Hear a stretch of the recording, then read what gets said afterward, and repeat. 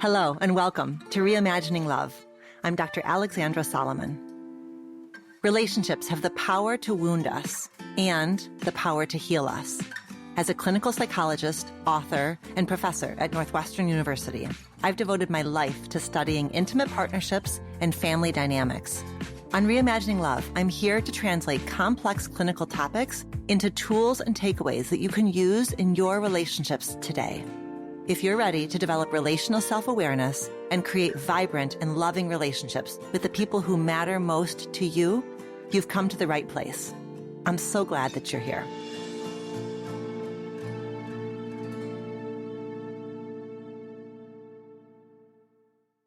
This episode of Reimagining Love is brought to you by Dame Products. Dame is a female-founded brand creating beautiful and groundbreaking products to enhance pleasure. It should come as no surprise to you that I love their mission of helping people feel comfortable in their sexuality, worthy of feeling good, and connected to their partners. Dame vibrators are specifically designed for people with vulvas. Dame also makes lube, massage oil, and arousal serums that are body safe and designed to be used with Dame's vibrators to heighten pleasure. Their products are designed with the community of Dame Labs and with the consultation of a clinical board of sexologists, OBGYNs, and physical therapists. I look forward to being a part of the Dear Dame series as a featured expert in spring 2022. You can use offer code LOVEPOD, LOVEPOD, to get 10% off your first order at Dame Products. So head to dameproducts.com and start shopping today. Welcome to another one of our solo deep dive conversations. Just you, just me, breaking it down. Our topic today is ghosting. We're going to be talking about the unilateral cessation of contact, or as dictionary.com defines it, ghosting is the practice of ending a personal relationship with someone by suddenly and without explanation withdrawing from all communication. Ghosting is disappearing without a trace. And it can happen in any relationship. You're going to hear in this episode that I'm going to talk specifically about the dynamics of ghosting in the dating world, in intimate relationships. But you're also going to hear that much of what I talk about applies to friendship as well. Here's the plan for this episode. I'm going to first contextualize ghosting in this current cultural zeitgeist, as well as in this current dating climate. Then I'm going to explore why it is that ghosting hurts so very much. Next, I'm going to identify coping strategies that you can use if you've been ghosted. And then I'm going to talk about building a toolbox for what you can do if and when you are feeling tempted to ghost. So the caveat right up top is that in this episode, I am not talking about situations in which people need to ghost someone who is dangerous or abusive. Self-preservation is real. So we're not talking about those situations. In terms of the larger cultural context, ghosting isn't new. I'm sure if we were talking to people, 80 or 90 years ago, they would have described that there are times that a relationship ends with no explanation and people just disappear without a trace. Ghosting needs to be contextualized in sort of this cultural moment. And here's a finding that I want to start us off with. Research has found a precipitous decrease in empathy levels among emerging adults. There was a study by Sarah Conrath, and she published her study in 2010 in the Personality and Social Psychology Review. It was a meta-analytic review, meaning that she looked across lots and lots of studies, and she sort of tracked cohorts of college students, of emerging adults across time. And what she found is that the average American college student in 2009 scored less empathic than 75% of college students in 1979, with the sharpest declines happening between 2000 and 2009.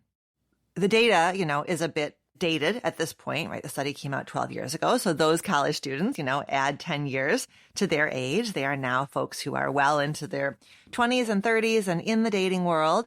And I suspect that these trends have continued. We could do a whole episode on why culturally rates of empathy are decreasing.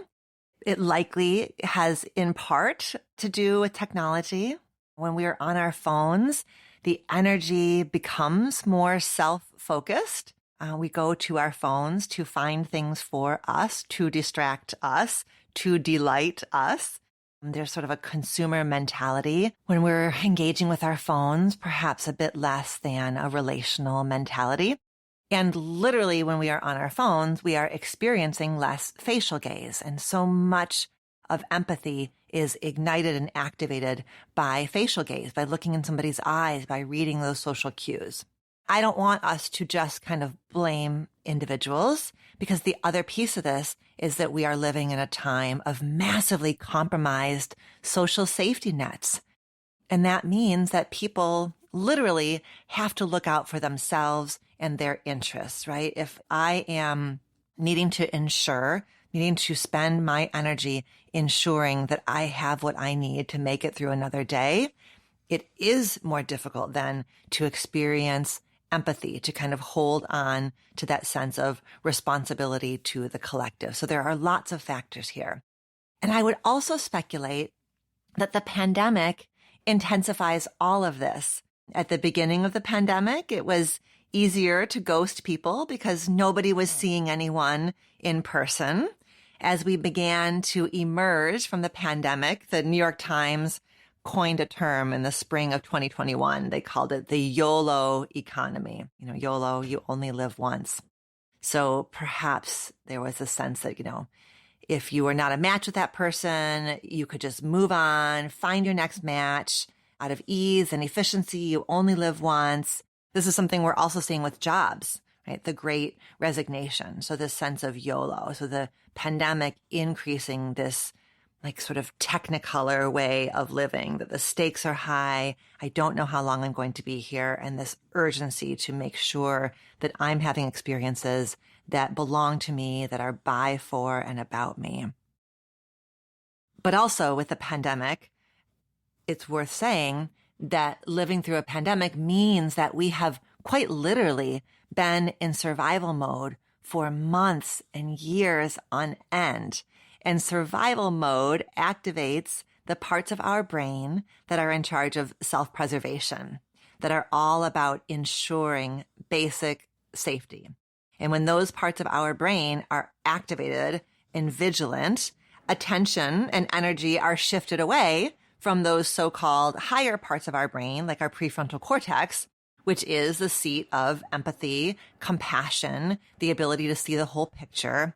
So those are some of the elements that I think have created the conditions for ghosting to take on a whole new flavor, that happens more often, that it's more complicated. This big cultural context is not justification. It's just context. Okay, let's tighten our lens now and talk, rather than just about the big cultural context, let's talk about why ghosting is so very prevalent in today's dating scene. And again, people probably 50, 60, 70, 20 years ago were very likely ghosting. But when so much of dating begins and takes root and is transacted screen to screen, it creates a particular kind of dating climate, and ghosting takes on a particular texture and tone. So I want to really talk that through. In this modern dating landscape, ghosting is more likely because of the sheer volume of contacts. People tend to have a higher number of potential connections open, so there are just literally more opportunities to ghost or to be ghosted. The number of people that you can swipe on in any given day is very likely more than the number of people your grandparents even considered dating in their entire dating lives. So just the volume is of an entirely different order. So more volume, more opportunity. Tied to that is the sense that dating apps fuel a low accountability vibe that normalizes ghosting. Connection that is screen to screen ends up feeling more tenuous and less real than connection that we are building in 3 dimensions in real life.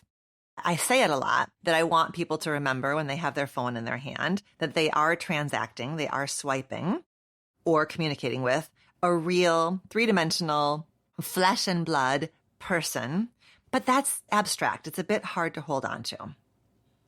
Another aspect of this is that in today's modern dating landscape, ambiguously defined relationship statuses are just more common these days, right? The idea of there's a talking phase before we've defined the relationship, or we're seeing each other rather than being defined as boyfriend, girlfriend. There are situationships, there's hookups, friends with benefits. These very casual relationship statuses certainly can work when all parties are on the same page, when there is adequate meta communication, meaning talking about the relationship, people checking in to clarify expectations, to clarify boundaries, to find out how are you holding up, how am I holding up. And when that casual, ambiguously defined relationship is founded in deep respect and care. But when there is misalignment of expectations or unequal investment or an implicit or explicit prohibition against meta communication, right, where we aren't allowed to talk about the relationship, then problems are likely to arise. And the stage is then set for ghosting. And then the last piece about why ghosting might be more likely in today's dating climate is, along with all of this, there's a mindset that there is always someone even hotter, even smarter, even more interesting than the person that you are currently talking to or dating. And that person is only one swipe away. And that notion, first of all, I think it can fuel a compulsivity around swiping. Like, I can't put my phone away because what if my soulmate is one more swipe away? And I think it also can fuel that low accountability dating culture and set the stage for ghosting. As my friend Esther Perel once brilliantly said, historically, we have asked the question, am I happy here? And today we ask the question, could I be happier somewhere else? Those are really radically different questions that put us on pretty significantly different paths. That could I be happier somewhere else creates this inherent kind of built-in tension and antsiness that can put us at risk of not having particularly respectful dating behaviors. And then I would argue that ghosting in this climate, in addition to being more likely, is also more painful. Why? Because screen-to-screen communication is just so stark. You can literally open up your phone and see your unanswered text just staring back at you. You can see the end of the contact. And potentially, you can see what that person is now out in the world doing instead of responding to your text. That's painful. Ghosting is also more painful because people are likely to have more experiences of being ghosted. The average age of entry into marriage is much older than it was, even 20 years ago. So people have many more years between sexual maturity and saying I do, if they ever say I do. And that means that people have more experiences of entering into and exiting out of intimate relationships. And more experiences, again, creates more potential to have the painful experience of being ghosted. When something happens once, it sucks. But when something happens many times, we're at risk of developing coping strategies like numbing out, hardening, shutting down, becoming cynical about love and sex and relationships. And we're at risk of making it about us. So we're at risk of shame setting in. And shame is one of the more painful emotions that we can experience. I said before that ghosting is common. Let me share some data with you. In 2020, the International Journal of Environmental Research and Public Health published a study that found that between 13 and 23% of a sample of 18 to 40-year-olds reported that they had been ghosted. In 2019, there was a YouGov survey of American adults that found that 30% of them admitted to having ghosted a romantic partner or a friend. Those two studies also highlight that the world is not neatly divided into those who ghost and those who are ghosted, right? Lots of folks who are brave and humble will admit that they hate being ghosted and they also have ghosted, right? We are nothing if not complicated. The last piece of data I want to share with you is not scientific. It comes from my Instagram feed, but if you follow my work on Instagram, you know that sometimes I post stickers and surveys that kind of help me get my finger on the pulse of what's going on for people. And I share this data oftentimes in the hopes of validating and normalizing people's experiences. So I posted a little survey and the question was, have you been ghosted? And we heard back from 1,299 people. So again, not a random sample. It's people who seek out the content that I share, but still nearly 1,300 people around the world. It's a lot of people. So in response to the question, have you been ghosted? 81% said that yes, they had been ghosted. 19% said no, they hadn't. And then I shared one of those little sliders on Instagram, and I put some little tags under to indicate sort of how deep into the relationship were you when you had been ghosted. And it was like brand new, a month to 3 months, 4 to 6 months, 6 months plus. And the average place where people put that slider was around 1 to 3 months. The timing matters. Being ghosted after sending a few messages back and forth over a couple of weeks and being ghosted 1 to 3 months into a relationship after you've spent time together face to face, after you've potentially met each other's friends, after you've made love. These are really different experiences. And in fact, I got to be honest, I was pretty shocked and upset that so many people had shared that they had been ghosted after that length of time. I know that I had seen that in my clinical practice and seen that in my personal life, but it hurts my heart. And we're not going to do the suffering Olympics, that idea of sort of comparing what hurts more and what hurts less. But I do just want to name that those are different experiences, right? To be ghosted early on after some messaging, before we've even had a chance to get to know each other, that evokes one particular set of pain points. It's the loss of this potential future, confusion perhaps about why you were feeling more connected and excited than they were, wondering what it was, perhaps that they had seen about you or seen in your communication that led them away. So that risk again of making it personal. Those are some of the pain points that can happen when ghosting occurs really early on. But then if ghosting has occurred after some time together, another set of pain points arises. There can be a sense of betrayal, the sense of like, how could you do this to me after all the experiences we've had? And then confusion about, did I even mean anything to you at all? And perhaps some sense of anger at the self, like what had I missed? How had I let myself get involved with somebody who had the capacity to do this? So again, the way in which that arrow is at risk of bending and we're at risk of kind of turning against ourselves. Like, how could I have let this happen to me? What did I miss along the way? Those are some of the pain points that can happen when people are ghosted, once a connection has been established, once people are very clearly dating each other.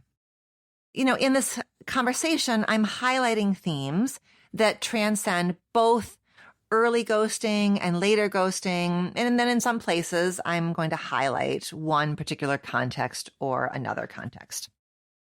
Let's move on, though, and talk about why ghosting hurts, because it does. That is crystal clear. We're taking that as our sort of foundation here, that ghosting hurts. But let's get really clear and specific about why ghosting hurts, because very often people minimize their experiences and they say things like, if that person had the capacity to ghost me, it shouldn't hurt like this, or it shouldn't hurt because it wasn't that long, et cetera, et cetera. So I want to start us off by validating just exactly why ghosting hurts so much.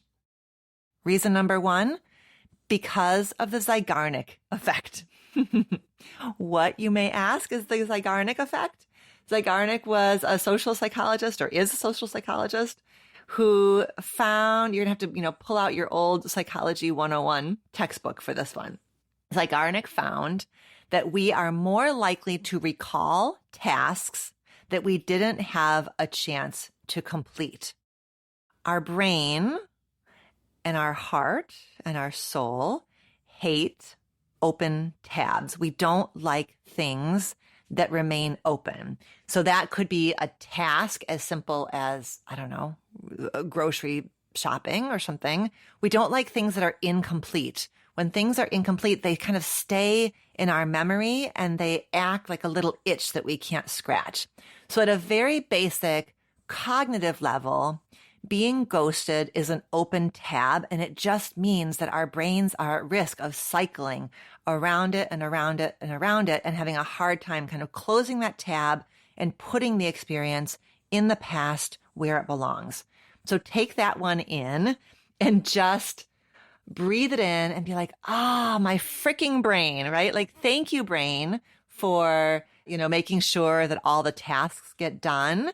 But darn it, why is it so hard when you've been ghosted? You can't close that loop because the person has disappeared. And so your brain is confused about why that loop is open. And that's difficult. So compassion to the brain that wants to just close up all the tabs, and compassion to the self then for having a hard time moving on in the wake of an open tab. The second reason that being ghosted hurts so much is because hurt hurts. Emotional hurt hurts. Our brains code emotional pain in remarkably similar ways as our brain codes physical pain. Hurt hurts because it hurts. And I would love for all of us to be able to validate emotional pain the same way we validate physical pain. But sometimes I do need to remind people that literally at a neurological level, there are parts of our brain that cannot tell whether something was emotionally painful or physically painful. And so that's why the phenomenological experience, the felt sense, is pain. And sometimes I do need to kind of help us, almost like back end our way into validating our experiences by saying that emotional pain and physical pain are remarkably similar. The third reason that ghosting hurts so darn much is because it is an ambiguous loss. So endings, whether through death, divorce, breakup, moving, being fired, whatever the ending is, endings evoke emotional pain, and they put us face to face with emotions like sadness, anger, guilt, sometimes shame. And we tend to use rituals to bind those strong emotions. Think about all of the rituals around death. People send flowers, bring casseroles. There are particular prayers and ways of dressing, particular days, during which you do particular things with family, with friends, with religious figures, right? There are all these rituals that help us bind grief, that help us move through grief. There are these touchstones. But not all of our losses give us the ability to use familiar markers to help guide us on our way. So there's a psychologist, Dr. Pauline Boss, who many years ago at this point coined the term ambiguous loss. Ambiguous losses are those losses that leave us lacking closure. They're losses that exist outside of ritual, outside of linearity. And ambiguous losses compromise our healing because they're shrouded in uncertainty, and we aren't able to have the kind of closure that we need. So Dr. Boss teaches us that there are two types of ambiguous losses. Type 1, you are physically still here, but you are psychologically gone. That type of ambiguous loss is when we have, for example, a loved one with dementia, a child with special needs, especially special needs that involve a loss of prior skills, a loved one with a traumatic brain injury, a loved one who is living with untreated substance abuse or untreated mental health problems. Divorce and separation can go in this category of you are physically still here, but psychologically you don't live in the same place inside of me. Or a loved one who has been a victim of a crime and is therefore traumatized and sort of feels like they aren't who they used to be. That kind of you aren't who you used to be phenomenon. That's an ambiguous loss of that you're physically here, but you're not who you used to be. And then type 2 is this. You are physically absent, but you are psychologically present. You're physically gone, but you're psychologically still here. Sometimes this is a miscarriage. Giving up a child for adoption sometimes is experienced as an ambiguous loss. Migration, especially sudden or forced. A loss where somebody has died in a plane crash or another situation where a body isn't recoverable, so therefore some death rituals are not available. A loved one who's kidnapped or who disappears. And then ghosting would go in this category. And again, listen, I'm not talking about magnitude or order, and we're not comparing suffering, right? I'm not going to sit here and say that being ghosted is like having a loved one kidnapped. We're not doing a comparison. I'm just trying to invite us to get our heads and our hearts around the quality of experience when you are physically gone, you are not part of my life anymore, but psychologically that loop is open. I don't quite know how to grieve you or where to put you because you disappeared so suddenly without explanation and without context. Dr. Boss, what her research has shown us is that ambiguous losses do tend to be more difficult to move on from than non-ambiguous losses. And that's what happens with ghosting, right? The person has disappeared, but that lack of explanation, communication, closure leaves them feeling very much present. And again, I'm sharing that with you because I want to validate that lingering knot that you may be experiencing. Reason number 4 of why ghosting hurts so dang badly is because grief is synergistic. Loss in this moment in time awakens prior losses. Losses chain together in the narrative of who we are, in our life story. Those losses kind of hook one onto the other. So when you are saying to yourself, this experience of ghosting should not hurt because we were only dating for a month, what I would say to you is this loss hurts because it is also chained to every prior loss you have experienced. So even if it's not conscious for you, those earlier griefs that you have lived through get activated, get poked at, get triggered in this experience right here, right now of being ghosted.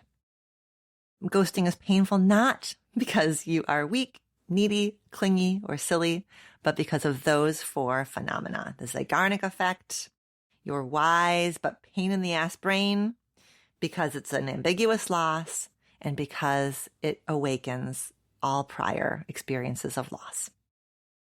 Let's move on to coping strategies. So if you have been ghosted, please promise yourself and me that you will resist the urge to make the ghosting about you. Ghosting says a lot about the ghoster and little to nothing about the ghostee. It's very easy to attach a story to the fact that you've been ghosted. And the story very often goes like this. I got ghosted because I am so X, because I'm not enough Y, because I'm entirely too Z, right? Insert whatever descriptors, you're at risk of going towards. And I want to invite and challenge you to just drop the story. You were ghosted because the person that you were dating lacked the skill to turn towards you with their truth. You were ghosted because that person has a skill deficit. Do not take on things that don't belong to you. In terms of coping, here's a few more things that I want to invite and challenge you not to do. Okay. Do not do a single solitary thing to shrink or minimize your pain, which includes saying any or all of the following. It was only 1 month. I should have seen it coming. My brother didn't like him anyways. Just let the feelings be what they are. Feelings have a timestamp. Feelings have a rise and a fall, an ebb and a flow. Imagine feelings as a wave, right? They arc, they curve. They won't last forever. But the thing about feelings is they tend to hang around longer when we don't honor them. Constriction of emotion creates stuckness. As therapists love to say, the way out is through, right? Through the feeling, riding the wave. Do not do a single solitary thing to make this your fault. So this is, again, that idea of the arrow bending back towards ourselves. Resist the urge to bend the arrow back towards yourself. So this means do not say any or all of the following to yourself. This always happens to me. If I was, whatever, thinner, funnier, sexier, chiller, this wouldn't have happened. This one is a terrible one. I had it coming, right? Those are self-deprecating, self-critical things to say. And if and when you notice yourself turning against yourself, I invite the pause. I invite the hand on the heart. I invite the deep breaths. And I also invite some self-inquiry, right? Whose voice is that? Is there somebody from your past that would have said that exact thing to you, right? So that process of identifying where did that voice come from, returning to a voice of self-compassion, it's a really important practice. Again, you were ghosted because that person lacked the skill necessary to co-create an ending. We don't need to say that the ghoster was a terrible person or the ghoster was a narcissist or we don't need to sort of put a label on them or throw them under the bus. That person bumped up against a relational roadblock and you are the collateral damage. If those are our don'ts, don't shrink your pain, don't make this your fault. What are the do's? Do seek support. Who can be in your corner? Step one perhaps is that your support person hosts a pity party for you just for a little while, right? That you get to have a pity party, you get to feel bad. They get to offer you not just empathy, but sympathy. Like, I just feel bad for you. So you get to have a pity party if that feels good, but let the pity party be a place that you visit. Don't move in to that place. Don't, unpack and settle down at the pity party. Just visit, stop by, have one drink, and then move on. And I also want your support people to remind you what you have to offer. They can sort of be the counterbalance to that story of, this happened because I'm not X, Y, or Z enough. And I also want your support person or support people to be able to distract you, right? Because if that Zeigarnik effect is in full effect and your brain is looping and looping and looping, then it's so helpful to have a support person who can distract you, who can take you to a movie or take you out for a walk or out to dinner, whatever it is. Kind of take your mind off of it. Let that poor brain of yours have a break. Another do is just give yourself a chance to catch your breath. There's that old adage that the best way to get over someone is to get under someone else. I suspect that pretty soon we're going to do an entire podcast episode about starting over after a breakup. So for our purposes here today, I just want to invite you to pause. You get to let this settle.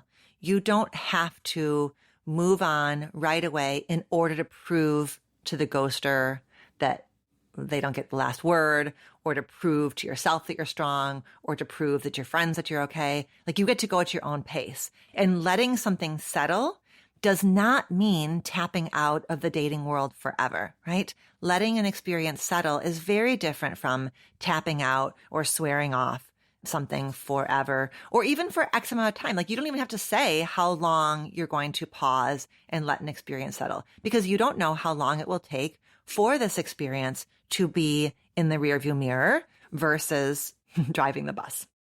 And then the final coping strategy that I want to talk you through is one that's not very clear cut. And that is the idea of reaching out to the person who ghosted you. So is this a coping strategy, or is this a recipe for self-destruction, or is this self-abandoning to reach out to the person who ghosted you? So as with most things in a relationship context, the decision about whether or not you reach out to the person who ghosted you, it's highly personal, and it depends so much on the context. But the thing that I know for sure is that if you are considering reaching out to the person who ghosted you, I want you, first of all, to just pause and check in about your motivation first. Get really clear as you can, about your why. Why are you wanting to reach out to the person who ghosted you? And let's just kind of talk through a few different motivations. Motivation is rarely clear cut or black or white, but I would want you to feel your way into, am I wanting to reach out from a place of lack, or am I wanting to reach out from a place of wholeness? What do I mean by that? The urge to reach out from a place of lack is this idea of, I want to reach out so that the other person can tell me this, do this, so that I can move on, so that the other person can do a thing that will help me move on. I'm going to call that reaching out from a place of lack. If in your pause and your check-in, if what arises for you is that sense of, I want to reach out to the person who ghosted me because I want them to tell me that I'm a good person, because I want them to tell me that it was all their fault, because I want them to explain themselves to me. If that is your motivation, I just want to invite you to sit with it for a little bit of time. And I want to offer you 3 questions that might help you fill that void instead, right? My worry is that reaching out from a place of lack ultimately is giving away your power. It's putting your power in somebody else's hands, and it is kind of hinging your healing on what somebody else does or doesn't do. And in this situation, it's hinging your healing or your progress on somebody else who's already shown you that they have a significant skill deficit. So here's 3 questions that you could perhaps work with before or instead of reaching out if that motivation does feel like it's from a place of lack. Here's the 3 questions. 1, by what other means might I receive the affirmation I'm craving? By what other means might I be able to nourish myself? And why am I giving someone who has shown this behavior the power to define me? Right? Those are the 3 questions. I'll do them again. How else might I receive the affirmation I'm craving? How else might I be able to nourish myself? Why am I giving someone who has shown this behavior the power to define me? So just check-in questions. Again, no judgment, no shame, just checking in with yourself. And listen, if what you take away from the experience of being ghosted is that you are at risk of giving away your power and giving somebody else the ability to define you, of waiting until you get something from somebody else before you can even consider kindness to yourself, if those are your takeaways, if that's what this experience highlights for you, then it's one of those goddamn things where the painful thing is also a massive opportunity for self-awareness, for healing, for growth, right? And for an invitation towards self-love. So I can hate that this has happened to you while also loving or feeling excited about or hopeful for what you might do with this experience. So in terms of the motivation, again, if you want to reach out to the person who ghosted you in order to teach them a lesson or in order to show them how much they hurt you, sort of a revenge motivation, here again, pause. Your desire for revenge makes a ton of sense. It is so understandable. And at the very same time, there is no guarantee that you explaining how shitty that was will lead them to a place of understanding and apologizing. So the question here that I would like you to ask yourself is, can I reach out and share my feedback without attachment to any particular outcome? Can I reach out to share my feedback without attachment to any particular outcome? Because one very real outcome is that they may continue to ghost you, and your ability to heal and move on is actually not contingent on them recognizing that what they did was lousy. So reaching out from a place of wholeness would sound like this. I am going to reach out to the person who ghosted me because I have feedback I would like to share, and I'm clear that my sense of worth is not contingent on whether or how they respond. But I'm reaching out for me. This is by, for, and about me. It's something that I want to say. It's feedback that I want to give. And then I'm committing to myself that after I reach out, I will take back my energy, take back my attention, and work on healing and moving along. That's the distinction between lack and wholeness. One quick example to kind of wrap us up here. A former student of mine had been ghosted, and she decided to reach out to the person who had ghosted her.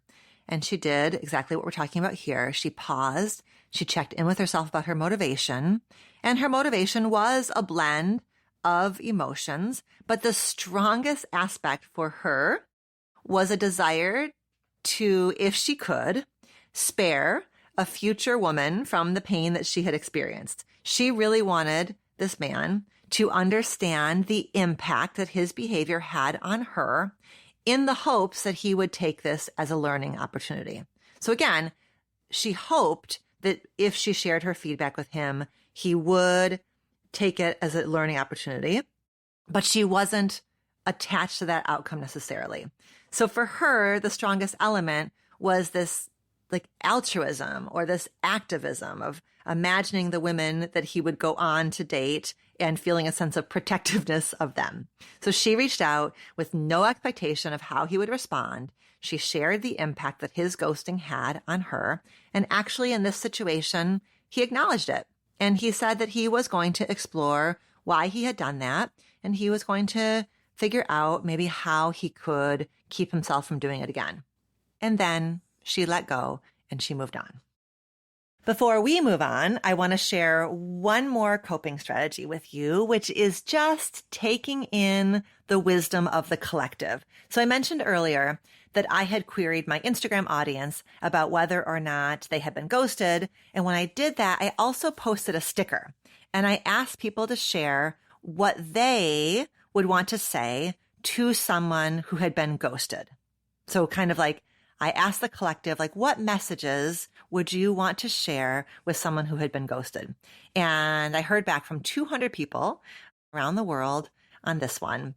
My team and I did a sort of informal qualitative analysis. In other words, we grouped people's responses in a thematic way. And there were 4 main messages that the collective wants to whisper into the ear of someone who's hurting. Message 1, it's not about you. It's about them. So this was, they said things like, don't take it personally as much as you can. Trust me, it reflects them, not your worth. They said things like, ghosting speaks to who the ghoster is and where they're at in their healing journey. Category 2 was, they said, you deserve more, you are worthy, and be kind to yourself. Here they said things like, they don't deserve you, you are worthy of love and someone who can stay with you.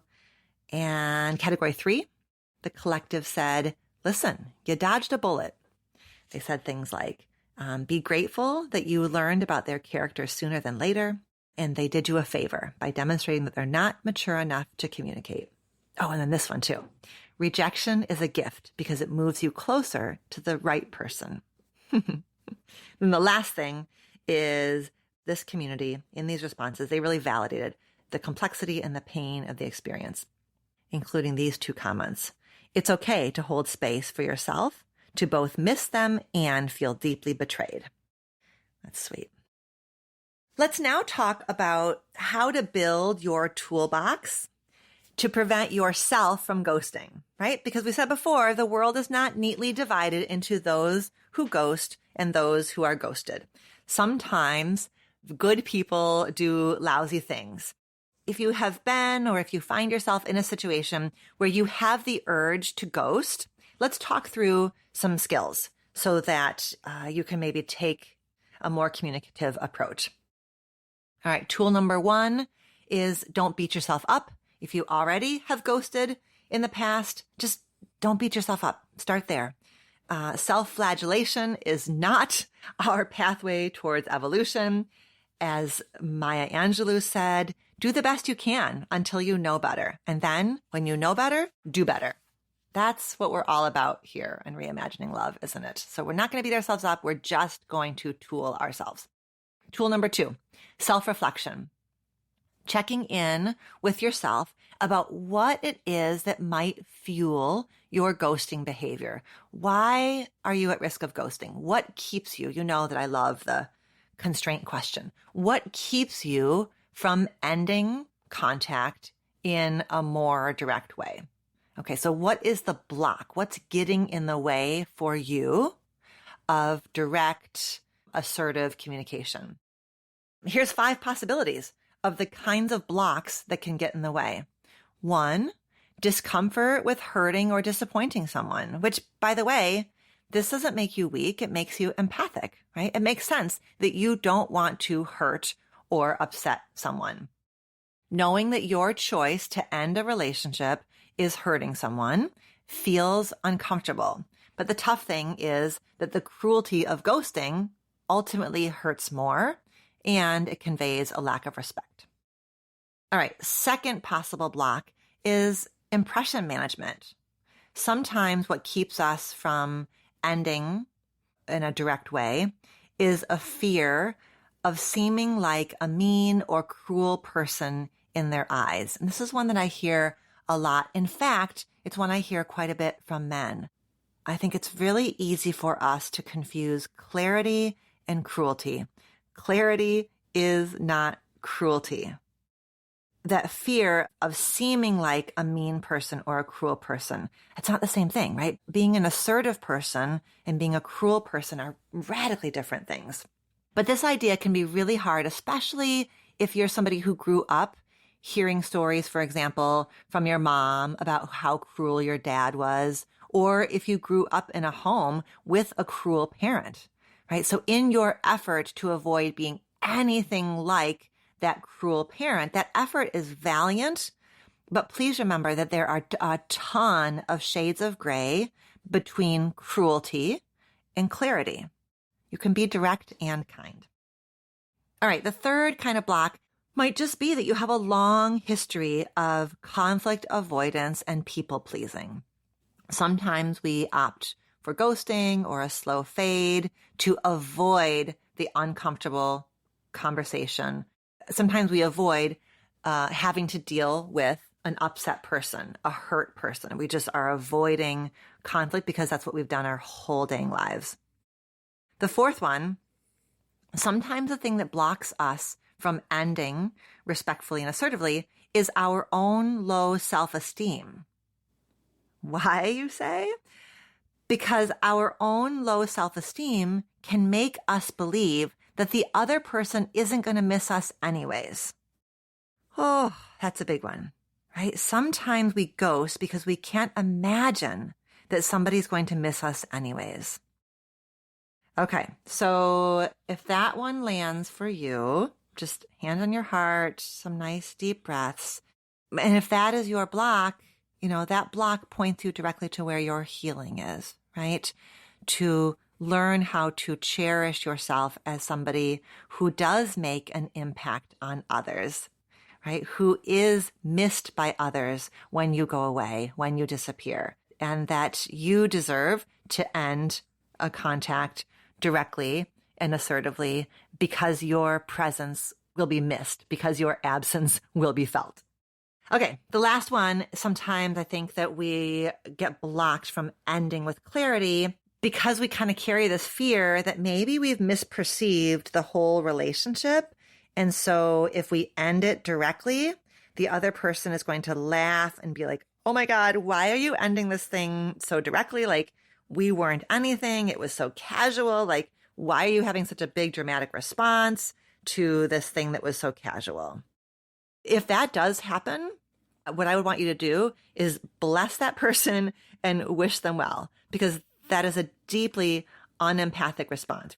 If what you end up doing is ending the relationship, even if it was a casual one, if you turn towards that person and you try to end with care and respect and directness, and their response is to be like, oh my God, that's so awkward. Why are you ending this so formally? If that's their response, they have done you a huge favor, and they're just telling on themselves. They're just telling you how uncomfortable they are with actual, like, effective, assertive, empowered communication. But that might be your block, right? Your block might be, I'm afraid of ending this thing directly because I'm afraid of them, like, laughing in my face and saying, this is not even a serious thing. Okay, but like, what I'm wanting you to do is play that through and know that if that's their response, that is completely on them, and ending even a casual thing with respect and care, that's the empowered way to go. The sort of takeaway question here, the journaling prompt here, is for you to ask yourself, what keeps me from being able to close this relationship with clarity and directness? The third tool I want to offer you is, if you have an assertiveness skill deficit, start to notice little places where you can choose the more direct rather than the less direct path, right? Just start working on being more assertive. Being more assertive in life in general is going to help you be more assertive in your dating life. So when your barista makes you the wrong drink, ask them to remake it rather than just drinking it. When you have an issue with your friend, call them instead of texting them. If you need some time alone after a family event, let your family know that you're going to take some alone time, spend the night in by yourself, rather than making up a fake excuse that you have other plans. Even something as small as holding the door for a stranger or initiating a little bit of small talk in line, like those little bits of assertiveness of kind of taking up space can help you feel comfortable being seen. And then those assertiveness skills can translate into your dating life. Witnessing yourself being brave will help you then be empowered when the time comes to shut down a connection with somebody. Tool number 4, if you're actively dating, it can be helpful to keep a note on your phone that has language that you can use when you are in a position to close down a potential connection, right? Just like keep the language on your phone, keep the note written in your phone. And the point here isn't to have like a canned response. The point here is to stack the deck in your favor to help you choose a response that you can feel good about instead of just disappearing. So having that note ready to go can just make it easier to do the right thing. Here's some sample language. Obviously, figure out the words that feel most like you. Thank you for a fun night, but I'm not interested. It was nice to meet you, but I'm not feeling enough of a connection to meet up again. I enjoyed our time together, but I don't see this progressing. Tool number 5. If you've been seeing someone consistently, I'd recommend that you close that connection down with more than just a 1 or 2 line text. Remember that in the data from my Instagram community, most people had been ghosted at the 1 to 3 month mark. So in those situations, I really do want you to consider something more than just a text to close it down. Can you meet up, or can you at least do a FaceTime or a phone call? You don't need to spill the entire contents of your soul, but I do think that ending with directness does 2 things at once. It helps the other person feel closure and begin to move on, and it gives you the chance to experience yourself being brave and being kind. My best friend Allie talks about sharing the essential truth. You need to figure out what your essential truth is, and that obviously is bound by how long the relationship was, what the nature of the relationship is, your actual reasons for wanting to end the relationship. But I want to offer you some statements that might be helpful for you to incorporate into your breakup language or your ending language. So things like, I'm working hard on myself right now, and I'm realizing I'm not in a good place to be in a relationship. I'm not feeling invested enough in this connection. It doesn't feel good or right or fair to you to continue. Just saying, I'm sorry. I don't want to hurt you, but I also don't want to stay in a situation where I'm not seeing a future, and making sure that you include, I respect you as a person. I wish you well, right? So feeling your way into the essential truth. Okay, we covered a lot of ground here. We talked about the big context in which ghosting occurs. We talked about the ways in which some elements of the modern dating climate set the stage for ghosting. We talked through why ghosting hurts. We talked about some coping strategies you can use when you've been ghosted. And we talked about how to build a toolbox that helps you be assertive, empowered, skilled, and ready to end with care and respect. Bottom line is that dating is a crucible. It is rich with opportunities for growth and expansion when you are willing to show up as a student and treat your experiences like data. Again, make sure that you don't confuse disappointment with shame, right? It's okay to feel disappointed when you've been ghosted. That's very different from feeling ashamed about being ghosted. Dating in the modern world needs to follow the golden rule, to treat others the way that we want to be treated, even when it makes our palms sweaty and our cheeks flushed. I am sending you so much love, wishing you well, and cannot wait to connect on our next episode of Reimagining Love. Take good care.